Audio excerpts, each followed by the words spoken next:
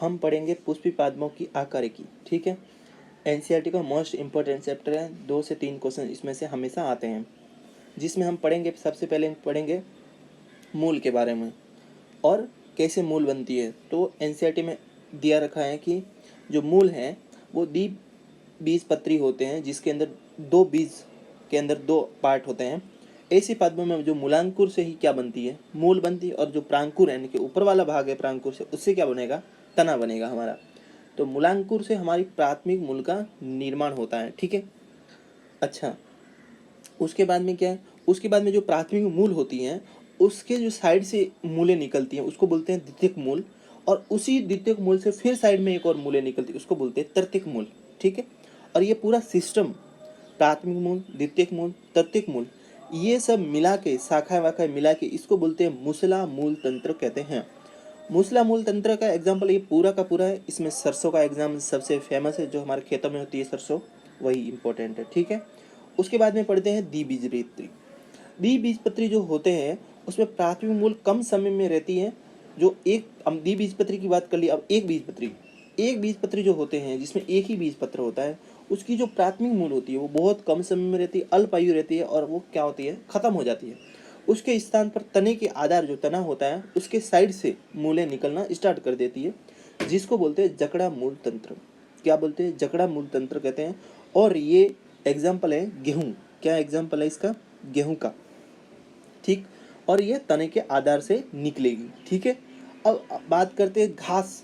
जो हमारे घास और बरगद जैसे पेड़ होते हैं उसमें जो मूल होती है वो मूलांकुर के बजाय अन्य स्थानों से निकलती है, अन्य भाग से निकलते हैं, उसको बोलते हैं अपस्थानिक मूल कहते हैं। ठीक है, अच्छा, मूल का कार्य क्या, अब देखो, जो मूल जो होती है वो मिट्टी से पानी लाती है। ठीक है, तथा खनिज जो होते हैं वो लवण, Mg, कैल्शियम वगैरह जमीन से खींचने के लिए अवशोषण का काम करती है। कौन करती है, मूल का काम है, ये मुख्य काम है। जो पौधों को, और दूसरा काम है कि पौधों को मिट्टी से जकड़ कर रखना, उसको मजबूती प्रदान करना मूल का काम है। खाद्य पदार्थों का संयन, यानी कि आपको ले जाने, ऊपर लाने का काम कौन करता है। जैसे कि आप प्रकाश संश्लेषण की बात करते हो, ऊपर से नीचे की तरफ, नीचे से ऊपर की तरफ खाने का लाने और ले जाने का काम भी क्या करती है, मूल का काम होता है। अब लाने और ले जाने, ऊपर आगे तने का काम करेगी, फिर नीचे से लाने ले जाने का काम मूल करेगी। ठीक है, पादप नियामक हार्मोन की बात करते हैं तो प्रकाश संश्लेषण में जिसे हार्मोन्स बनाते हैं, कुछ मूलें हार्मोन्स का भी काम करती हैं। अब मूल के क्षेत्र क्या क्या है, इंपॉर्टेंट है। जो मूल होती है उसके सबसे नीचे जो शीर्ष वाला भाग होता है वहाँ पर होता है मूल गोप। क्या होता है, मूल गोप होता है। और जो ये मूल शीर्ष होता है, जो अंगुली नुमान होता है, हमारे फिंगर जैसी हमारी होती है ना, उसके नीचे जस्ट टिप नुमान भाग होता है, उसको बोलते हैं मूल गोप बोलते हैं। ठीक है, जो मूल गोप होता है वो मूल शीर्ष की रक्षा करता है। ठीक है, अब ये मूल गोप जो दिख रहा है ये ब्लू ब्लू कलर का, ये क्या करता है, जो मूल शीर्ष यानी जमीन के अंदर जब मूल जाती है तो उसका क्या करता है, रक्षा करता है। जब मूल जमीन के अंदर रास्ता बनाती है तब ये बहुत इंपॉर्टेंट अदा करता है मूल गोप। ठीक, अब बात करें कि जो मूल गोप के एक क्षेत्र कौन कौन से, तो हम 3 क्षेत्र यहाँ पर पढ़ते हैं। एक तो होता है मेरी स्टेम क्रियाओं का क्षेत्र होता है। मेरी स्टेम क्रिया का क्षेत्र कहाँ पर होता है, जस्ट जो मूल गोप होता है, मूल शीर्ष होता है, जस्ट उसके कुछ ही मिलीमीटर की दूरी पर ही होता है मेरी स्टेम क्रिया का क्षेत्र। ठीक, ऊपर की साइड में जो क्या करता है, इसमें कोशिका जो होती है बहुत छोटी होती है, बहुत स्मॉल होती है, पतली कोशिका भित्ति होती है, और सघन क्या होता है, प्रोटोप्लाज्म होता है।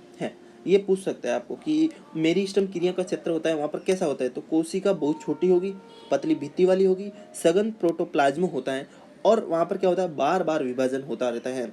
ठीक है, बार बार विभाजन होता है, इतना आपको ध्यान रखना है। ठीक है, अब बात करें दीर्घीकरण क्षेत्र, सेकंड नंबर है दीर्घीकरण क्षेत्र। इसमें क्या होता है, दीर्घीकरण क्षेत्र में लंबाई बढ़ती है कोशिकाओं की।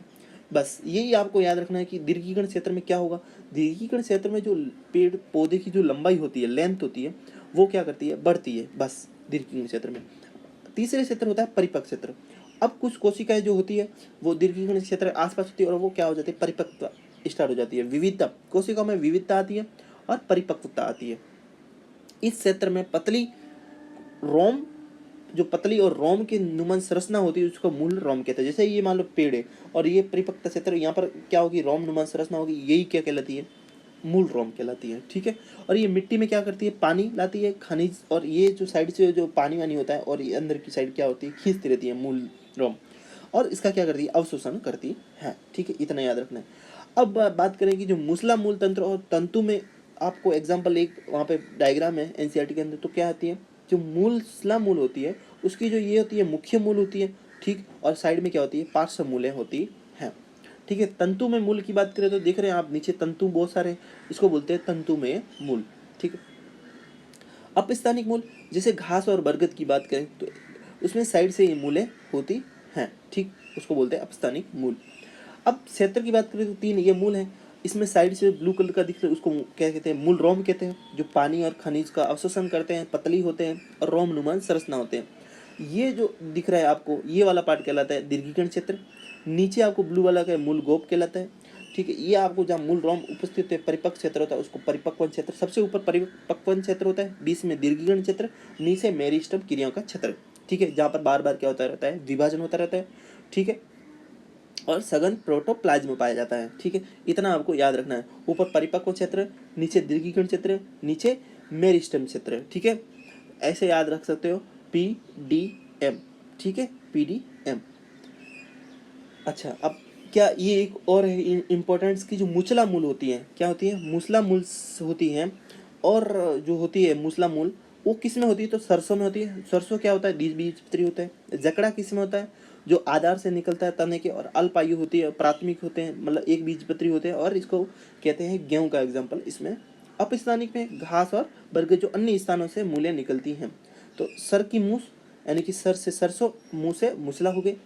गेहूं का जकड़ा, मतलब गेहूं का जकड़ा है ना, बोलते गेहूं का झगड़ा हो गया, हम बोलते हैं ना गेहूं का तो झगड़ा हो गया गेहूं के खेतों के लिए, तो गेहूं का झगड़ा हो गया। सर की तो मूछ हो गई, और आपका बरगद नीचे घास, मतलब आप यानी अपस्थानिक, बरगद और नीचे घास है, मतलब बरगद का पेड़ थे और बरगद के पेड़ के नीचे ही क्या होती है, घास होती है ना, तो बरगद और घास के अंदर क्या होती है, आप यानी कि अपस्थानिक मूल होती है। इसका मतलब रहता है अपस्थानिक। ठीक है, अपस्थानिक। ओके, ये हम आगे पढ़ेंगे तने के बारे में, जो नेक्स्ट वीडियो में आपको हम बताएंगे सेकंड पार्ट में। ठीक है, थैंक यू। ये पार्ट नंबर कौन सा होगा, सेकंड। ठीक है, आपको हमारे यूट्यूब चैनल है वहीं पे मिलेगा। ये नाम है, क्या है, अग्निपथ। क्या है, अग्निपथ नीट। ठीक, इस पे मिलेगा आपको यूट्यूब पे वीडियोस। ठीक है, आप हमारे यूट्यूब चैनल को क्या कर देना, सब्सक्राइब कर देना। ठीक है, और सब्सक्राइब के साथ में क्या कर देना, शेयर कर देना, कमेंट भी होगा, कोई डाउट है तो कमेंट कर देना, लाइक कर देना। ठीक है, ताकि आपको हम क्या कर सकें, आगे के जितने भी पूरी बायोलॉजी होगी, केमिस्ट्री है और फिजिक्स है, हम धीरे धीरे आपको सब कुछ एक एक पार्ट डालता रहूँगा जैसे जैसे मुझे टाइम मिलता रहेगा। ठीक है, और आपको बहुत बहुत आगे आप पढ़ाई करो। Best of luck. Thank you, धन्यवाद।